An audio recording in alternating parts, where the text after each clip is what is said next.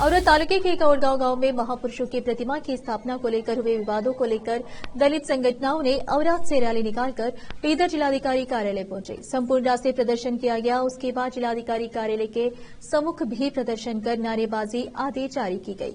उसके बाद स्थल पर जिलाधिकारी गोविंद रेड्डी और एसपी चन्नबसवन्ना एसएल ने प्रदर्शनकर्ताओं से बात की। सैकड़ों की संख्या में लोग इस प्रदर्शन में शामिल हुए। कैमरामैन पप्पूराज का कवरेज।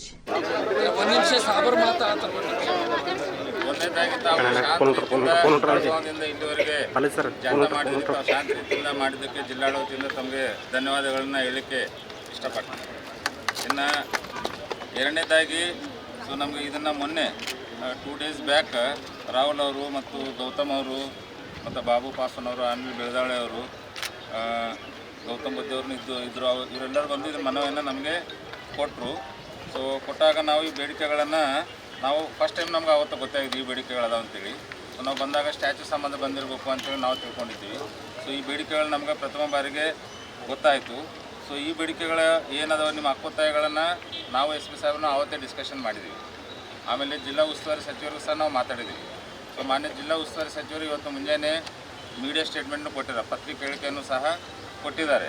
ಸೊ ಏನಂತ ಹೇಳಿದ್ರೆ ಕೌಡಗಾಂವ್ ಗ್ರಾಮದಲ್ಲಿ 5 ಎಕರೆ ಜಮೀನು ಏನು ಕೇಳತ್ತಾರ. ಸೊ ಅದಕ್ಕೆ ನಾವು ನಿಯಮಾನುಸಾರ ಕ್ರಮ ಕೈಗೊಳ್ತೀವಿ. ಸೊ ಅದರಲ್ಲಿ ಈವನ್ ಏನಂತ ಸ್ಮಶಾನ ಭೂಮಿಗೆ ಸಹ ಜಮೀನು ಬೇಕಾದ್ರೆ ಅದಕ್ಕೂ ನಾವು ಕೊಡ್ತೀವಿ ಅಂತೇಳಿ ಮಾಧ್ಯಮಕ್ಕೆ ಅವರು ಪ್ರಕಟಣೆಯನ್ನು ಕೊಟ್ಟಿದ್ದಾರೆ. ಎಲ್ಲ ಮಾಧ್ಯಮದಲ್ಲಿ ಮುಂಜಾನೆ ಅದು ಪತ್ರಿಕೆ ಹೇಳಿಕೆ ಬಿಡುಗಡೆ ಆಗಿದೆ. ನಿನ್ನೆ ರಾತ್ರಿ ಸಾಹೇಬರು ನಮಗೂ ಎಸ್ ಪಿ ಅವ್ರಿಗೂ ಮಾತಾಡಿದ್ರು, ಮುಂಜಾನೆನೂ ಮಾತಾಡಿದ್ರು ಅವ್ರಿಗೆ. ಹಾಗೂ ಇಲ್ಲಿ ಬಂದಂತಹ ಮುಖಂಡರುಗಳೇ,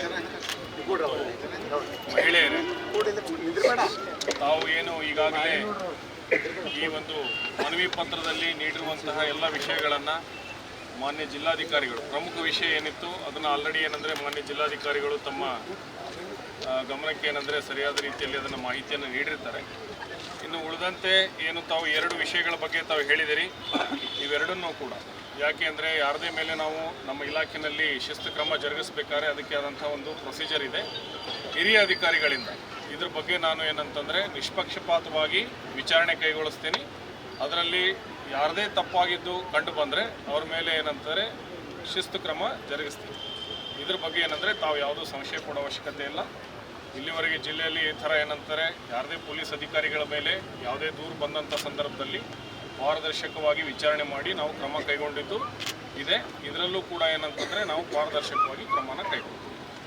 ಜಿಲ್ಲೆಯ ಏನು ನಮ್ಮ ಜಿಲ್ಲಾಡಳಿತ ನಡ್ಕೊಳ್ತಾ ಇದೆ, ಈಗಾಗಲೇ ಸುಭಾಷ್ ಲಾದಾ ಅವರು ವಿಸ್ತಾರವಾಗಿ ಮಾತಾಡಿದ್ದಾರೆ.